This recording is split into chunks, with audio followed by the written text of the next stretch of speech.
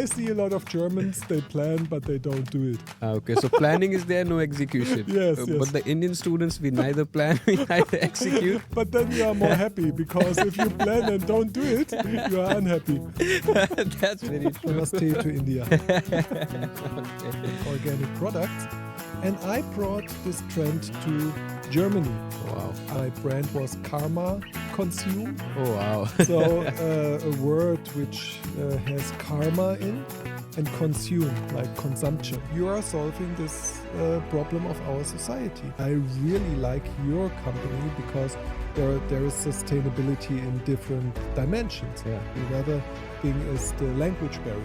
So I really motivate students in India who want to come to Germany. Just start, learn a little German, just a little, 5 minutes every day. And I understand from your business that this makes it easier to come to Germany. It makes it less expensive to come to Germany. I was kind of raised really strict, So when I was 19, I got into some serious health problems. So when I came back from India, I quit my job. Looking back, I never had a real plan. I also see that in the Western world, we have a lot of wealth, but a lot of people are unhappy. I see a lot of young people struggling in life because there are so many opportunities. They don't know what to decide. Do I study in Germany? Do I study in America? Just do every day a little. So this is also what Swami Shivananda, the yoga master from India, said. Do a little of this, do a little of that. Like no poverty, no hunger, good health for everybody, good education for everybody. To decide between making money or doing good, you can do both. Help their family in India if they have a good job here.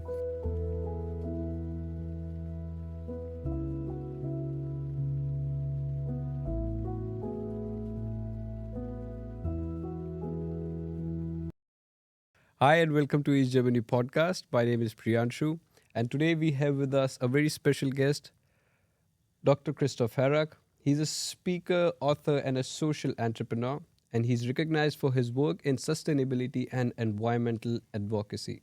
He's a winner of the German Sustainability Award in 2010 and was an ambassador for the German Federal Ministry for the Environment in 2024. He empowers businesses to embrace sustainability and promotes a lifestyle of healthy and environmental consciousness. He's currently working as a sustainability manager at THOVL and is a lecturer about sustainability. Radhe Radhe and welcome to the podcast. Thank you, Pri, for inviting me. It's a pleasure. Thank you and Radhe Radhe. I hope I did not miss out on such a brilliant profile that you have. No, it's perfectly summarized, so I'm very happy to be with you here at the Technical University of Ostwestfalen-Lippe, the place where we met. Exactly. Oh, no, there's an interesting story where we met actually. So before we start, is it okay if I tell that story? Yeah, sure. Why not? Yeah, so it was on LinkedIn and I saw his profile. He was like a part of our university, and then I clicked on his profile picture and then I see a German guy with a kanti on his neck and I'm like, dude, that's something. And then, I texted him and the first text I sent him on WhatsApp is like, I see the kanti on your neck. And there was such a nice conversation and now he's such a dear friend and a mentor to me also. Yeah, that was a nice invocation, I would say, to our friendship. Yes. Yeah, I'm into yoga for 30 years now. So that's the reason why I wear this mala. It's not just a gadget for me, so it has a deeper meaning. And I was really happy that you recognized that. Most Germans can't see. Yeah, do they see it as a necklace or something? Yeah, something like a fashion accessory. Yeah. Yeah, but not on something meaningful. Yeah. Yeah, so this was our introduction through LinkedIn. Very nice. Yeah. So you are into sustainability, and how did you actually get into this? And before we start that, I would like to know about your education. What did you study for? What were you doing as career? And then how did sustainability came into your life? Yeah. I was raised in a very traditional middle class family in Germany. So actually my father was working for Coca-Cola. Wow. So I was raised very much normal, I would say, in this age of growth in Germany. And I was not very much into sustainability or something. I was very conventional, very fashion-orientated, party-orientated when I was a young guy. I also was graffiti artist. And but when I was 19, I got into some serious health problems related also to my not healthy lifestyle during that time. And a friend of mine, his coworker, she was a yoga teacher. And actually this wife took me and said, okay, you have some health issues, do some asana, do some pranayama, and it will be getting better. And actually I did that. That was my starting point for my yoga practice, sadhana. So in this time, I started reflecting my role in the world. So I was studying management, and I started a career in a very big corporation in the German retail business. I did e-commerce there as a manager, and during that time I started a yoga teacher's training, 2 years program. Just I was thinking, oh, this is a nice long yoga course deepening my practice, but I didn't thought about that it would affect my mind. Wow. Because in Germany, most people, when you say yoga, most people think about asana, postures, lifestyle, being good looking, in shape. But this yoga teacher's training got more deep into meditation and asking ethical questions. And by that time, I was questioning myself, what is my purpose in life? And I came to the conclusion that just doing business as usual is not satisfying me. And in this time, in 2003, I went 3 months to India. Oh, wow. Oh, wow. Yeah, I traveled through South India and visited temple and holy people, met holy people. And they inspired me very much that there is more reason in life just to make money. So making money is nice. You have to have money to have an affordable lifestyle. But there could be a deeper meaning of working. So when I came back from India, I quit my job and I started a new position in a organic textile corporation, also mail order company. And in this company, I really learned a lot about sustainability and also textile production. I mean, India is a big producer of textiles, and there are a lot of issues about child labor and pollution, dyeing processes and all this. And this company was a pioneer of producing fair trade and organic apparel, clothing. And so I learned a lot about organic production, organic industries. And so this was my starting point.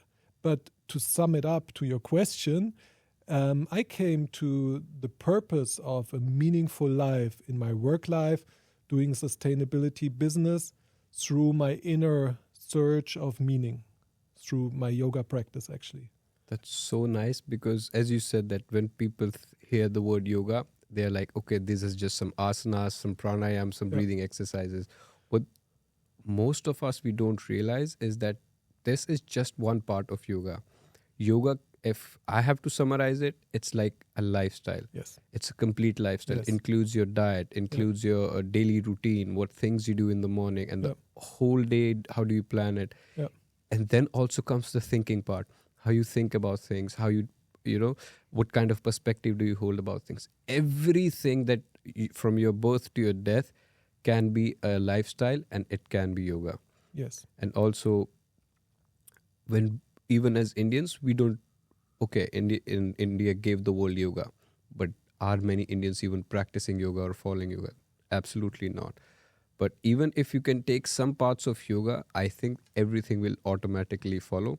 And as you said that you found your purpose after you started questioning within yourself, that's a wonderful thing. And I hope many of us can do it.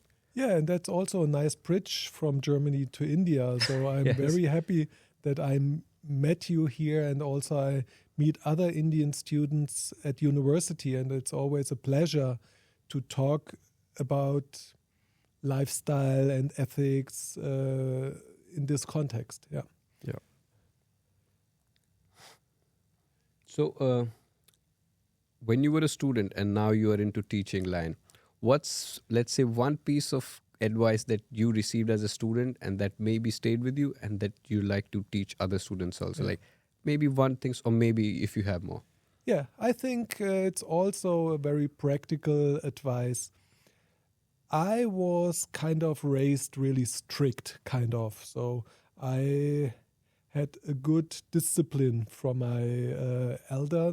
My father and mother gave me a good discipline. And with discipline, this is also a very easy success factor. Not put discipline as a stressor in your life. Just see discipline like a friend. So just do every day a little. So Yeah. this is also what Swami Shivananda, the yoga master from India, said. Do a little of this, do a little of that. So if you do very steady, a little every day, it doesn't matter what you do, but you will learn it. For example, at the moment I'm learning Mridanga. So I do only 5 minutes. Yeah. 5 minutes a day, let's say the last 8 weeks, and I can play one beat now. So, and if you learn in your university, don't push all the content to the end of the semester. Just during the semester, if you have a session or a seminar, just take 5 minutes after the seminar to reflect the content, to repeat it innerly, and then everything will go very easy in your life if you have steadiness. That's so true, because hearing it from you, I remember myself. I have experienced this thing all throughout my life. Yes. I'll tell you how. It's like consistency is the key. So it's, as you said, do a little, but do it every day. You don't have to be like 1 hour or 2 hours of stressful hard work. No, just do it every day. And consistency in everything, whatever you want to achieve. Let's say it's your studies, it's your workouts, it's your diet, it's your discipline.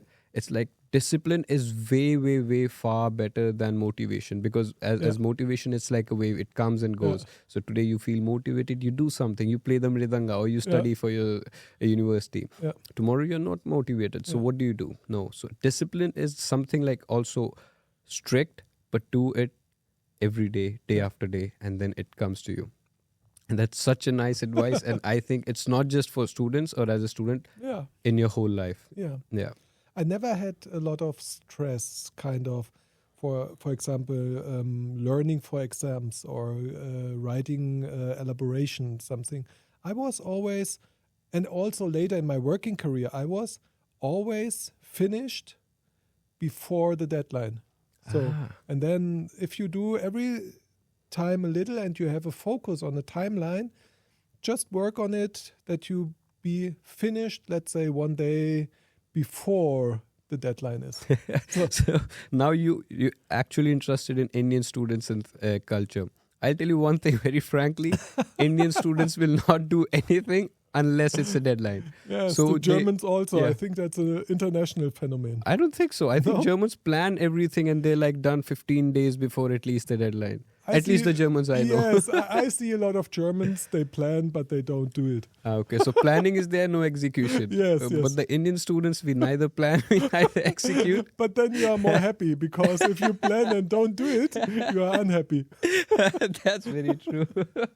So it's very nice. Okay, if you want to say it like that, I think Indian students will be happy hearing it from a German professor. When you said that sustainability came actually when you switched job up after coming back from India, and after you had this inner awakening that life has more purpose in it. After that, when your journey started, what do you think were your pivotal moments, like important moments when sustainability in your life just kept going up and up? Yeah, I as I told, I started this career in this organic textile company. After 3 years, I started my own company. So I was employed, then I moved to be an entrepreneur, a social entrepreneur. And this was the time in 2007 when the topic of sustainability just erased to be a lifestyle. You know, before that time, before 2000, organic products didn't look like nice. They were ugly and tasted not good. And only people who were really deep motivated consumed those products. After 2000, there was kind of a design revolution taking part, that organic products were looking sexy as a lifestyle product, and people bought them not because they were organic, they bought them because they were lifestyle. Nice. So this was changing in the 2000s, and I was very early in this topic because actually I was studying marketing. So I had a view on the market. So, and I also lived a time in San Francisco, California. There was the movement, the organic movement was much stronger, and there were so many new corporation startups coming up with really cool organic products. And I brought this trend to Germany. Oh, wow. I started a weblog in 2006.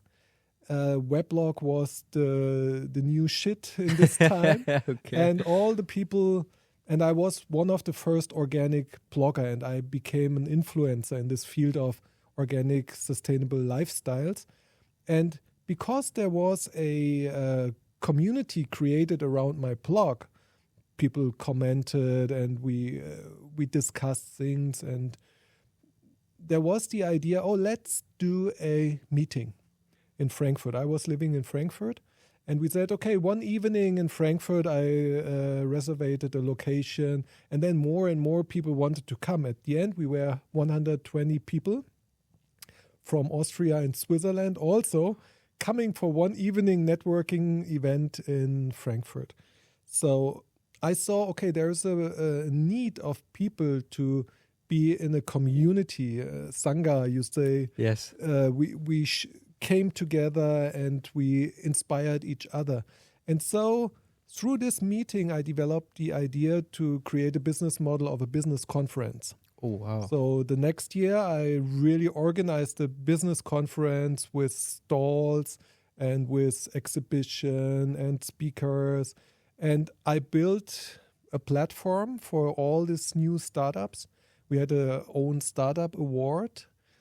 And I did this for 8 years, actually. In 2014, the conference, it was called, my brand was Karma Consume. Oh, wow. So a word which has karma in, and consume, like consumption.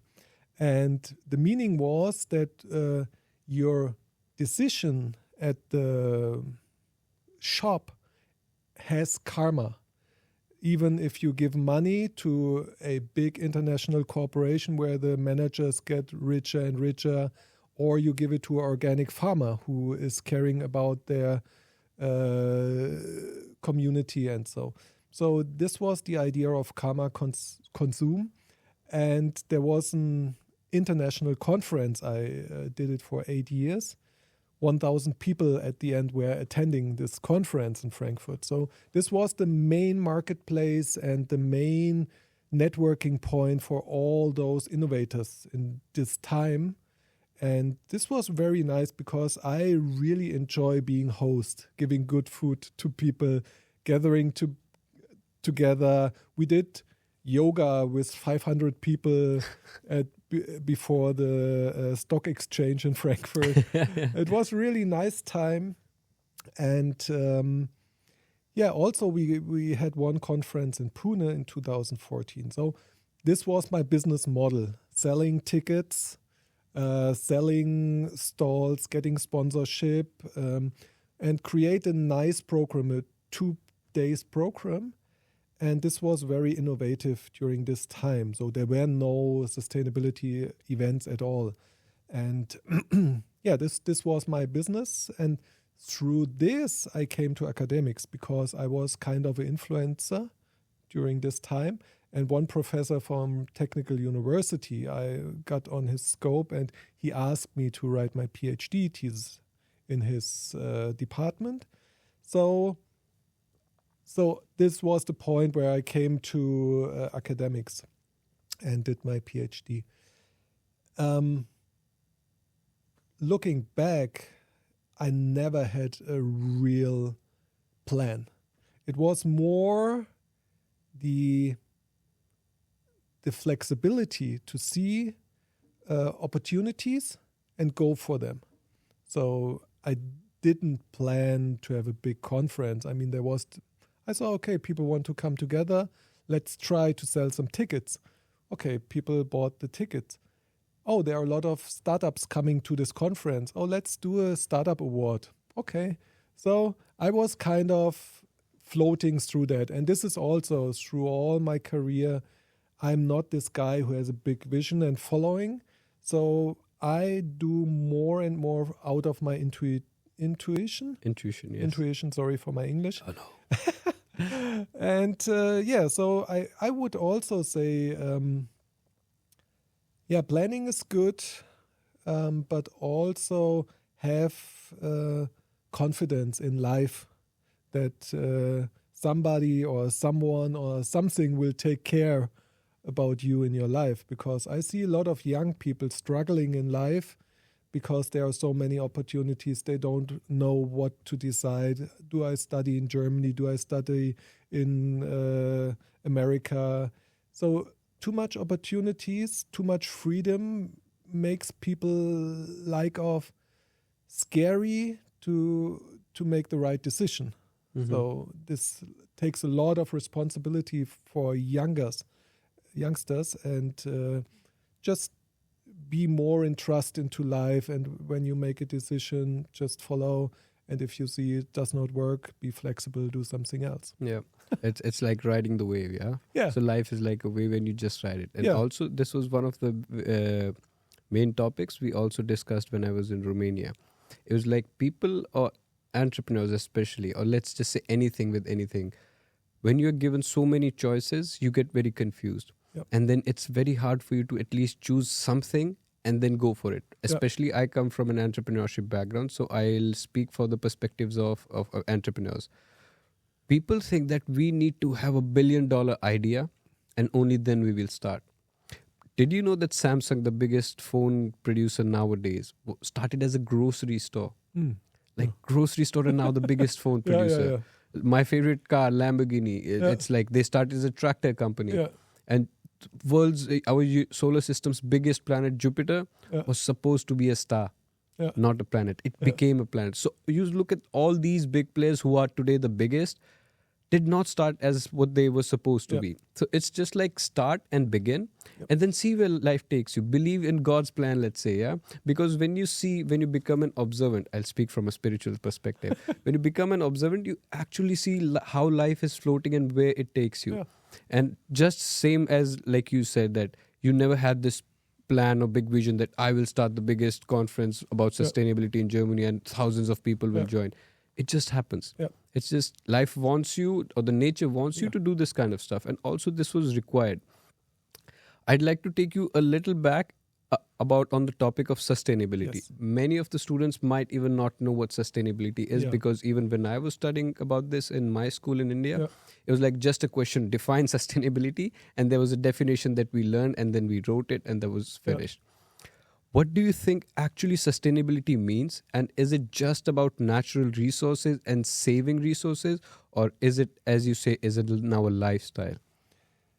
Yeah, so from academics, there are definitions. I won't repeat them in detail. But what you can take away from this podcast is that the Earth, as our planet, gives us a certain amount of resources.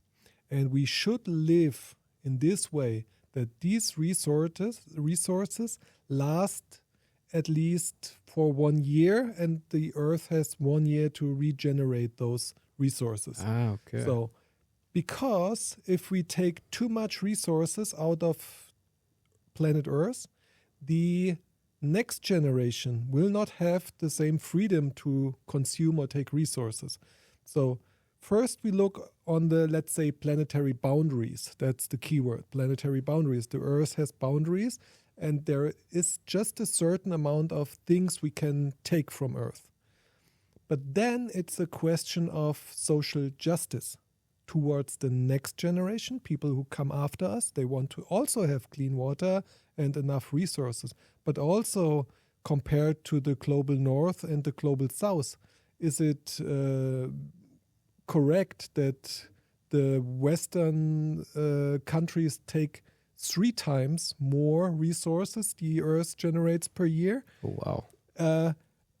Because our lifestyle is so so materialistic. We need so much resources, and it's unfair towards other countries who are not that wealthy and can afford all these resources. So it's first thing, ecological look at the planetary boundaries. Second, is it social justice? It's a social aspect of sustainability in this generation towards different countries and towards the next generation. And then there is an economic perspective also, the divide between rich and poor, for example. Is that fair that some people are getting more, and a lot of people don't even have enough money for a good meal?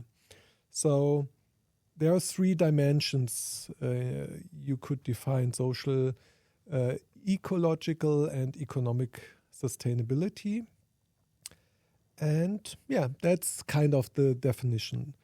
For me, it is basically the aspect of living in peace.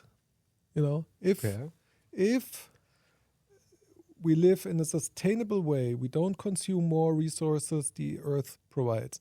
We live in a way that we accept others as they are. We provide wealth for everything, then there will be peace. And so sustainability and peace is related. And nowadays it's kind of hard to live a sustainable lifestyle because you have so many advertisements, so many distractions in the outer world, so many opportunities. And it's also a question of inner peace. Can I stay away from all this? Because it's affordable, no problem, but is it fair?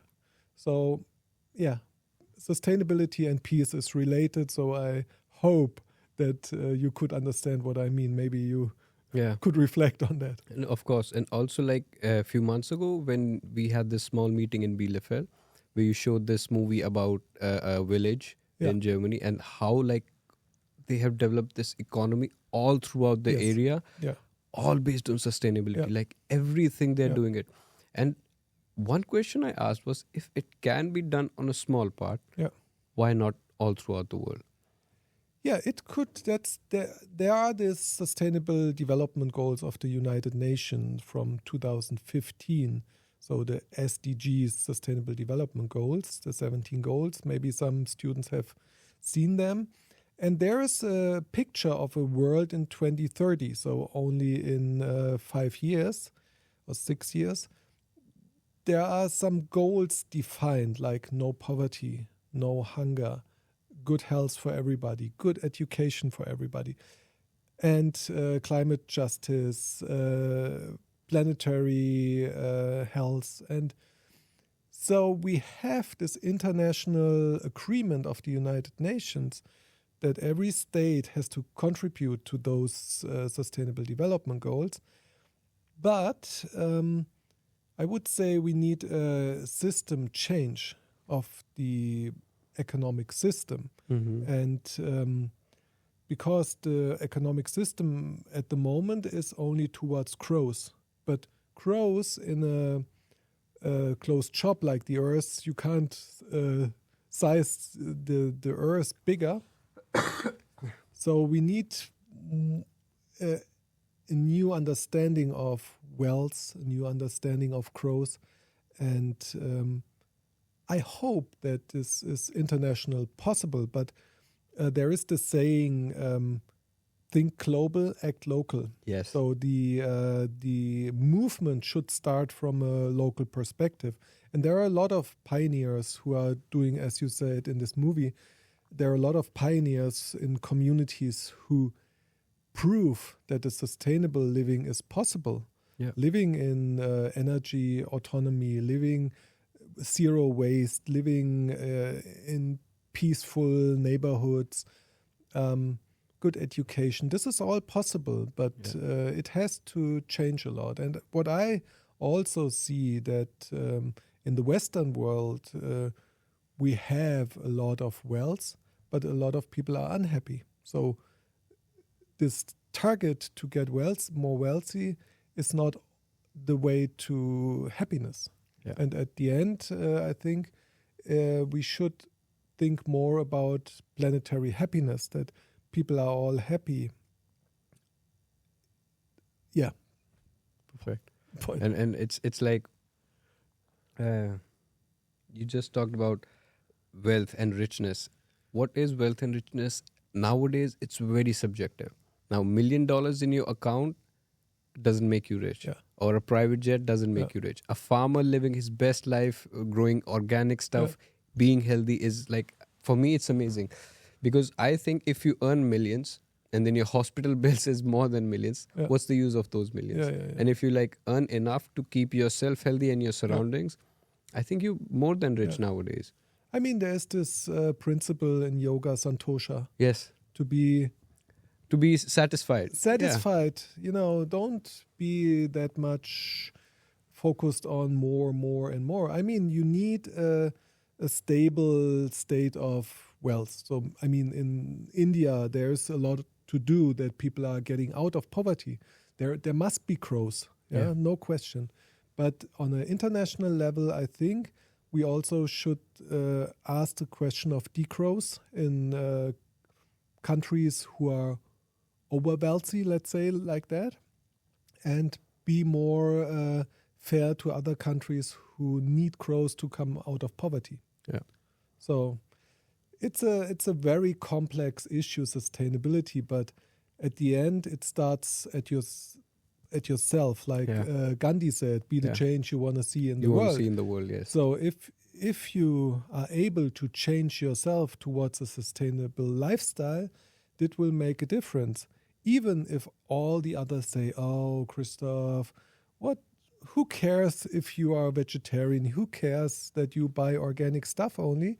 I say, I care. And I have a good feeling. Also, sustainable lifestyle is related to well-being.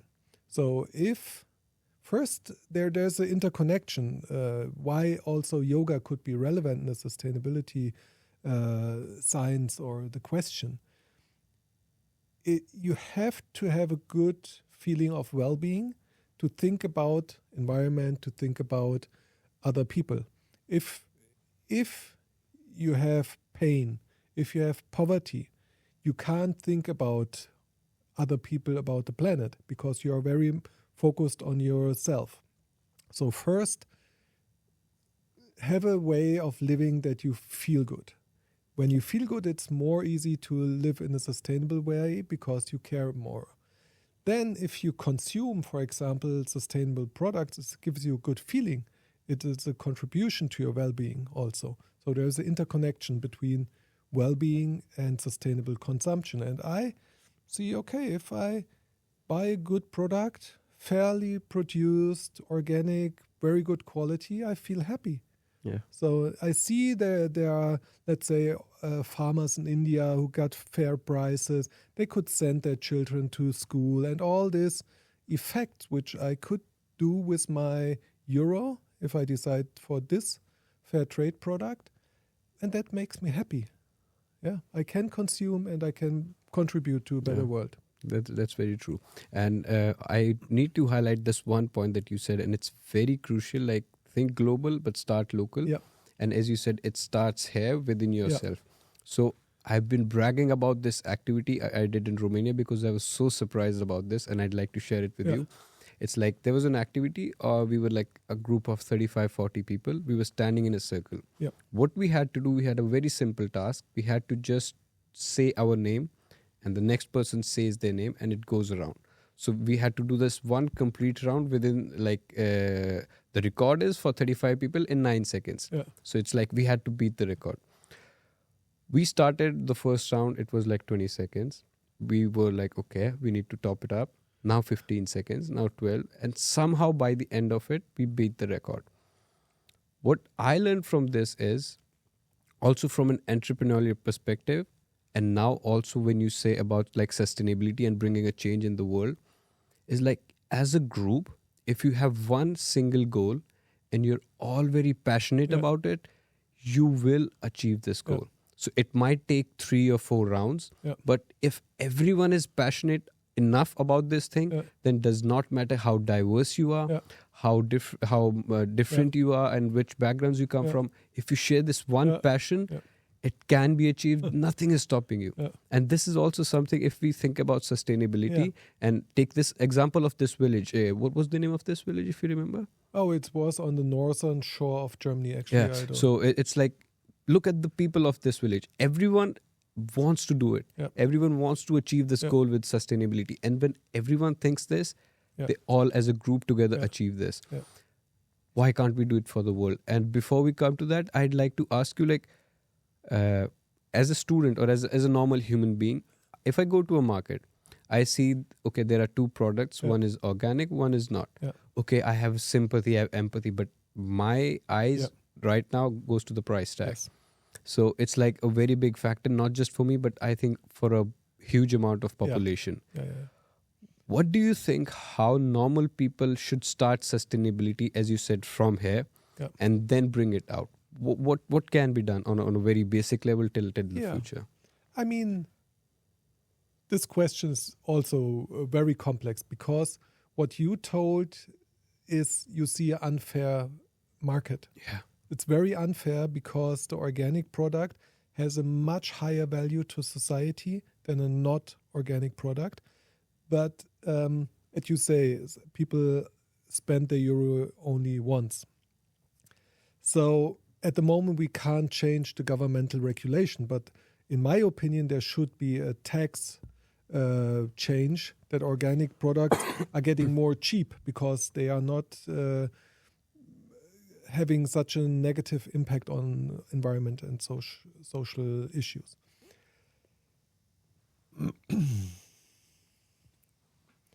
And actually what I see that if you do, let's say, a mindful living, organic consumption could be less expensive.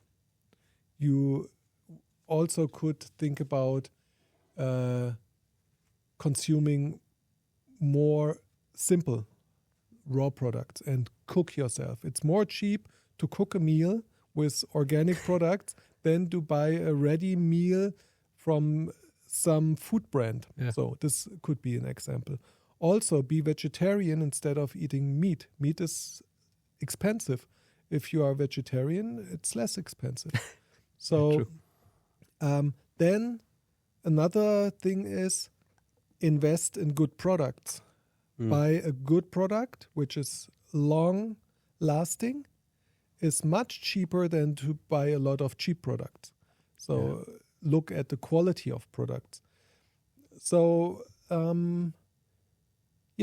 but the main issue is the unfair market conditions that organic products are too expensive for a lot of people. But I hope that there is change going on. But one thing is also clear. You see that in science. The more money you have, the more your negative impact on the environment is, for example. So the rich people have a huge negative impact, and they also could afford sustainable products because they have the money. Exactly. So it's a thing of education. It's a thing of tax regulation. but also a thing of simple living. Yeah. Simple living is a cheap. Simple living, high thinking. That's also something that Gandhi says. There are so many nice sayings from India, like simple living, high thinking, or be the change you want to see in the world. So I really appreciate the inspirations from India. So, You know, when you say that when you start earning more, it's like you start spending more, and it's like with money comes more, let's say, relaxation, and it becomes more easier to live a life. Yeah. But I'm very inspired also with the dialogue from Spider-Man. Yeah, I think if you remember, like with more power comes more responsibility. Yes, sure. So I think if you're starting to earn more, if you are now at a better position, and now you're at a better position to spend, before increasing your expenses, I think you should increase the way you think about the world and how I can make this a better place. Yeah. Let's say if I did not have enough money to help others, and now I'm in a position that, I'm rich and actually in a position to help someone, before increasing my standard of living, I should increase my standard of giving. Yes. This is something I also personally go by. Yeah. So it's something that my mother taught me, like before you increase your standard of living, increase your standards of giving. And also it's like, think about other people, think about the world, think about how many things this world has given you, this earth has given you since you were born. And is it not your responsibility, or is it not ethical to give it back? Yeah, sure. And also when we were talking about this market gap, like the pricing segment also, what I think, I'll tell you why I think is it so, and maybe you can correct me if I'm wrong. Let's say if I'm a businessman who wants to come into the market with something organic or sustainable product. First of all, I have a million other competitors who are not doing this, who are not sustainable, not organic. And because they use chemicals and not so healthy stuff, their price is way cheaper. Now, even if I think about, I will introduce my product at the same price. Now think about, to beat all this competition, how much marketing expenses comes in, how much big of an appeal or a big of a voice I have to be in the market where there are so many products who are so cheap, but I have to say, no, mine is healthy. At least think about your health. So it's not just about selling my product, it's about I have to make awareness and a big movement out of it also. And this requires a lot of money. And as a businessman or as a person behind this product, if you invest so much in marketing and awareness, obviously the costs will increase. But sure. But today we see there are so many economic benefits for corporations who produce sustainability in a sustainable way. For example, I was working with a bakery in the last years, which had really problems with high energy costs because energy prices were rising and they need a lot of energy for baking bread.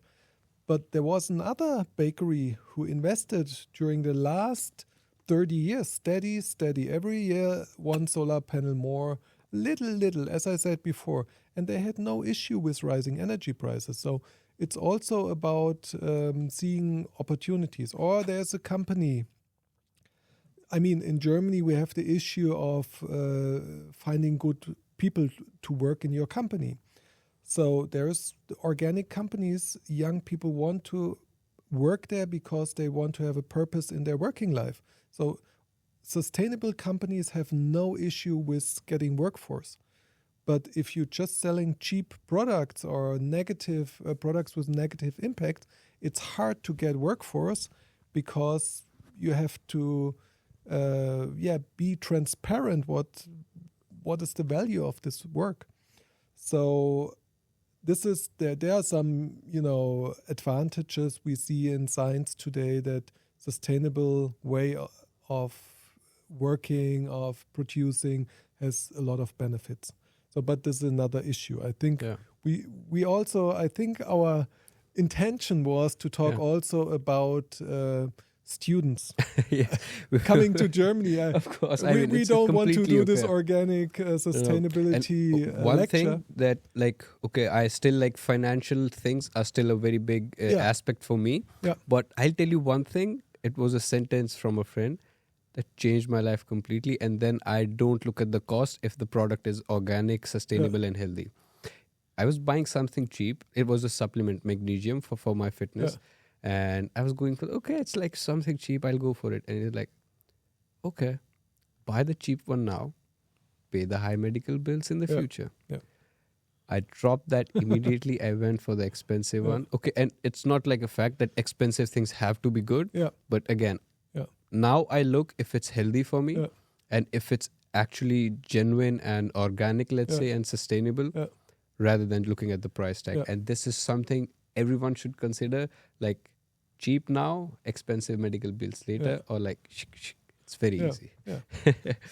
So, right. So, as we see at the moment in our conversation, sustainability is a very complex issue. It has to be, is this related to our own behavior, to our corporation or corporate world, to the government, to tax regulation, etc.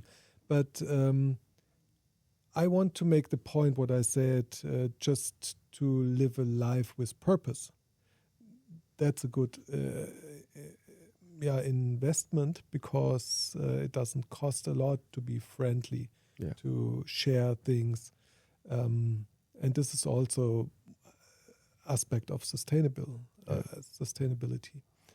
And what I see at the moment in my lecture here at Technical University of Ostwestfalen-Lippe, I teach a course on sustainability empowerment or future world empowerment. And there are a group of internationals, and the problems are very diverse worldwide. I mean, in Germany, we have problems, let's say, with workforce, as I mentioned. But in India, there are problems with slums in megacities. So, and I think sustainability could be a good frame for international partnership, working together on the biggest global problems, or together with young people who are innovative, who have also entrepreneur spirit and ideas, and to solve sustainable problems with an entrepreneur mindset. So this is what I want to engage everybody, to bring your competencies in the field of sustainability, make business cases which make the world a better place to solve some of the problems. Perfect. So today it's not the time where to decide between making money or doing good. You can do both as a social entrepreneur. Yeah, perfect. Now coming back to the students part, and also like most of the students watching this podcast want to come to Germany. So you being from the field of sustainability, most of the students want to, study sustainability and also are looking forward to these things in Germany. So there's a few questions I'd like you to answer. First of all, is there a scope to study sustainability here in Germany and then have a successful career? I'll also tell you why, because I've been networking with a lot of companies nowadays, and every company now has a sustainability department. So I think there's a big scope, but I'll let you speak on this. And also, what backgrounds should students come from if they want to study sustainability here? Or is it like you come from any background, regardless, you can still study sustainability? Yeah. And what kind of career scopes, what kind of jobs will they have after they're done with their studies? Yeah.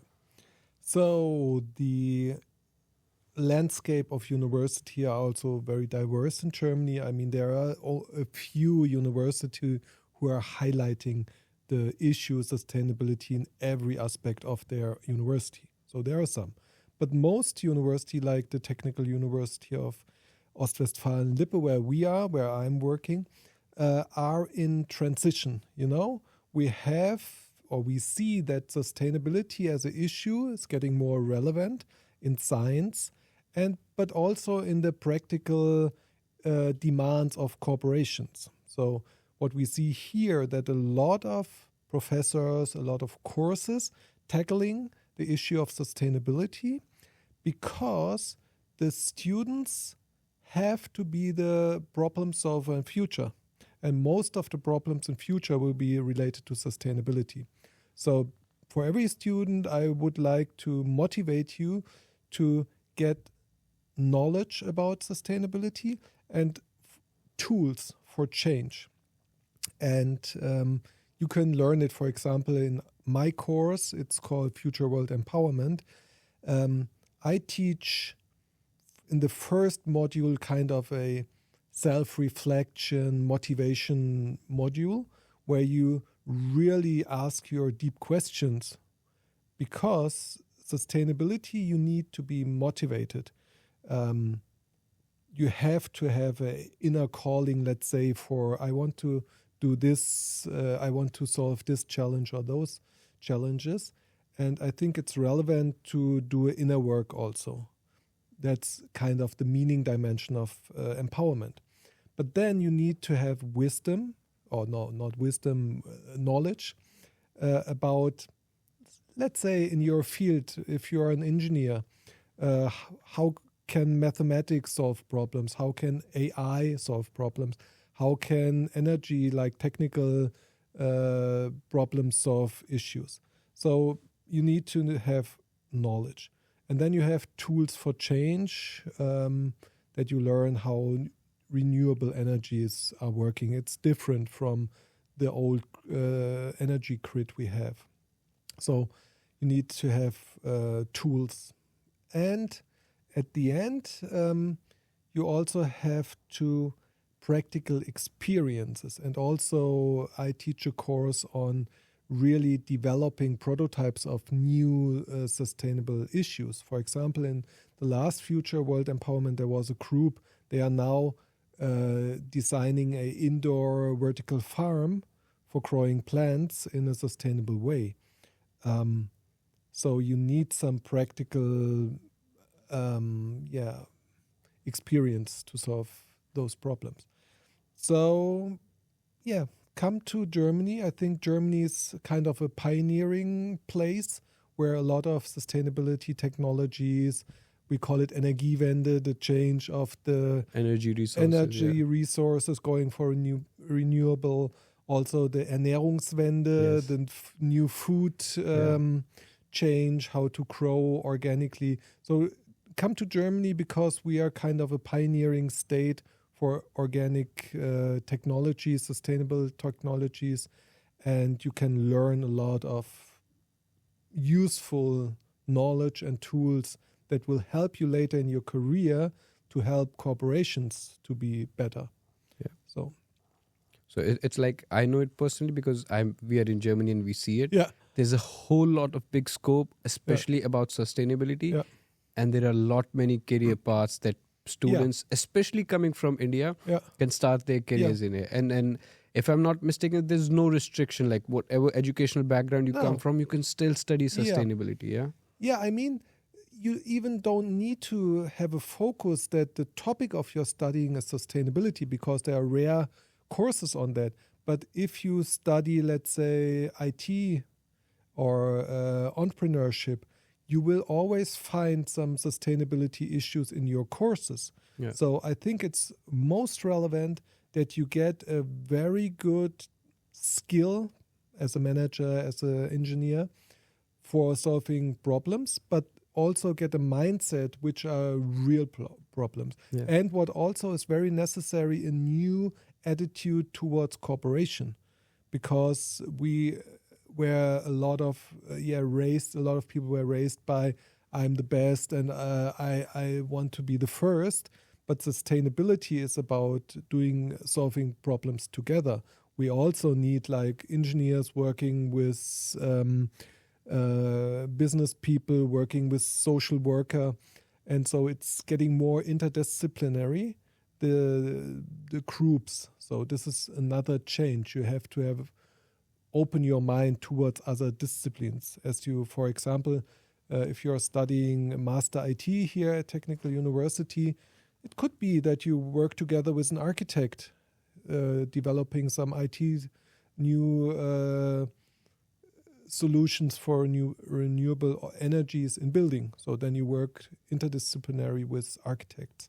Then maybe somebody wants to do a business out of that. You work together with an entrepreneur. Yeah. So sustainability is very much about cooperation, partnering, and you need kind of an open mindset for this. Yeah, And this is also one thing I like about sustainability. And if you think about careers, it's like an IT guy will work within IT field, an entrepreneur like me will work in business and startups. But every department, bankings, insurances, corporates, and everyone will have somebody looking for sustainability, because sustainability, as you said, it's like a solution mindset, problem solving skills. Everyone needs that. So it's like if you come to Germany, study about sustainability, there's no one stopping you from getting a brilliant career. Sure. I mean, this is like IT it's a topic which is related to every aspect of our life. How was it like being the ambassador of sustainability in Germany when you did that? What was it like? What were you doing that in those times?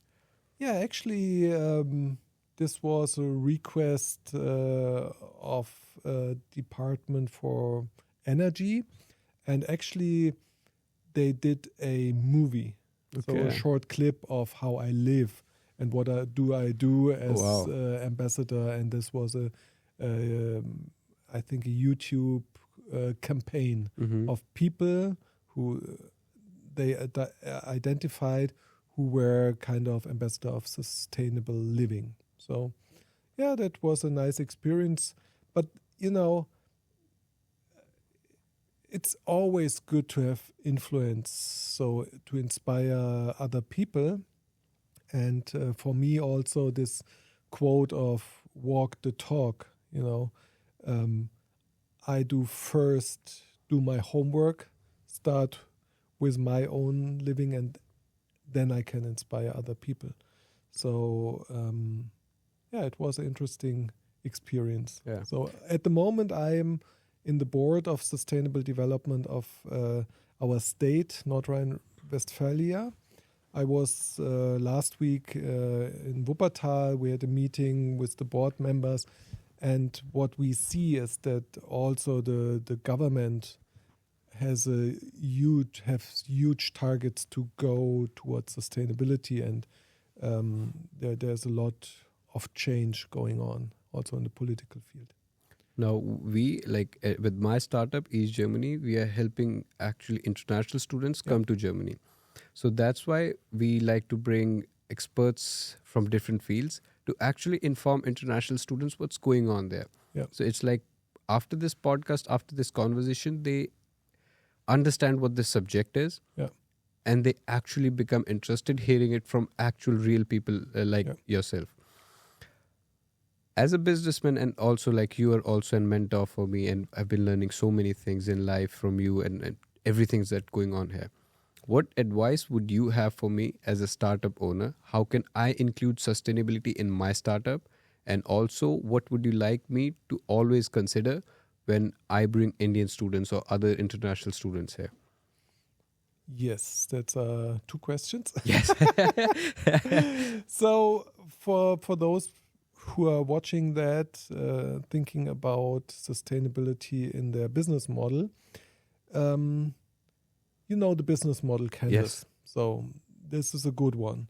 But also there are sustainability business model canvases. Okay. So there are other forms of business models where they ask questions more about not only the value for the customer. In a classical business model canvas, you only think about the customer. Value propositions. Value proposition towards the customer. But for example, I follow the theory or the practice of the economy for the common good. So this is an international movement, economy for the common good. And we have also a startup canvas, but we ask the question, what is the value propositions in your supply chain for your suppliers? What do you want to give them? Because normally people think, I want to purchase very cheaply. So that's a normal economic way of thinking. But in the economy for the common good, in this business model, you think about your supply chain. You also think about your employees. What is the purpose for their life? What you want to give? Then you think about, your customers also, but you also think about society. What is the purpose of your product or service to the society? Is it delivering a more healthy, a more organic world? Or is it just people dividing more and more because people can't afford it or whatever? What is the purpose of your service or product to the society? So there are some tools also, what I said earlier, learn those tools and then apply them to your field. And I really like your company because there is sustainability in different dimensions. Yeah. Because bringing Indian students to the West, it's a thing of cultural exchange, for example. We need more cultural exchange. We need more eye-level contact in the international scope. So what I see when internationals come here from India, for example, it's a huge experience for their life. So, and if you support those people, and what I understand from your business, that this makes it easier to come to Germany. It makes it less expensive to come to Germany. So this is a huge contribution to international community. So that I want to highlight. And also related to our lack of employees. You also deliver a huge value for the German economy. If you bring people here who get a good education, are motivated to work here, that's necessary. We need people from outside because, I don't know, Germans are lazy making kids. You know? We need more young people here. Yeah. And you are solving this problem of our society. And so I think the core of your business model has already the social aspect of sustainability included. So I don't feel that I could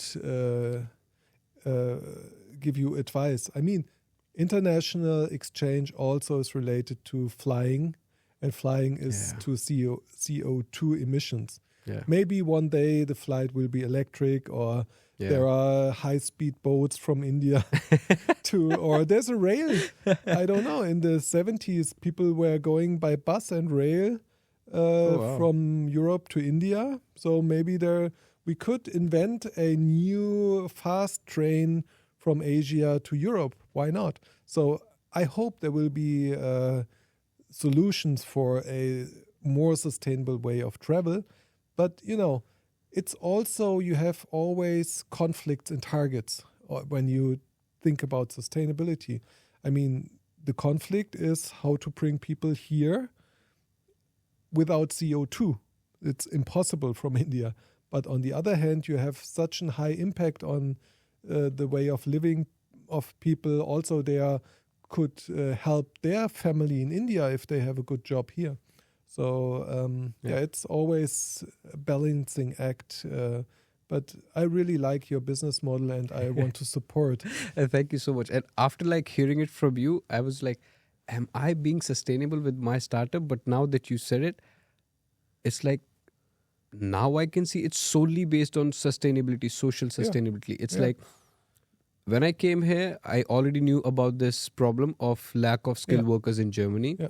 And then I know that youth in India has so much high unemployment rate. Yeah. And I know they are skilled. I know these students are brilliant. Yeah. And it's like a simple bridge. Yeah. But the thing is, and what was the biggest problem statement also for our business, is students are coming to Germany, but they're not succeeding and they're going back and not successful here. Why? Because when they start their journeys to come here, they start with a very bad step of going to agencies and consultancies who are scamming them. And they just change the whole pathway of their futures to a bad place just because they want to earn money. And as you said, and also in this conversation we talked about, that money should not be an objective.